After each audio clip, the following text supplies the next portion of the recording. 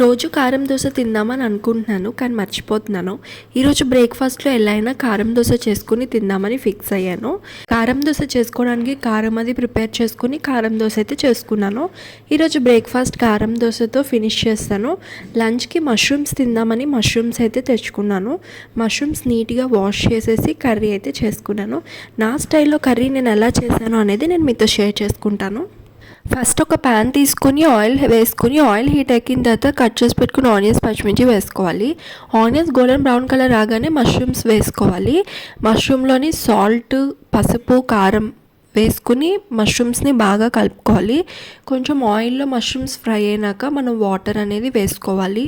Water వేసుకుని కొంచెం మరిగినాక అల్లం పేస్ట్ అనేది యాడ్ చేసుకోవాలి. అల్లం పేస్ట్ వేసుకుని బాగా కలిపి మూత అనేది పెట్టేసుకోవాలి. దోసపప్పు, జీడిపప్పు కలిపి పేస్ట్ చేశాను. ఆ పేస్ట్ని నేను మష్రూమ్ కర్రీలో యాడ్ చేశాను. బాగా ఉడికించుకున్నాక ఆయిల్ తేలితే కర్రీ అనేది రెడీ అయిపోద్ది. మీరు కూడా ట్రై చేయండి.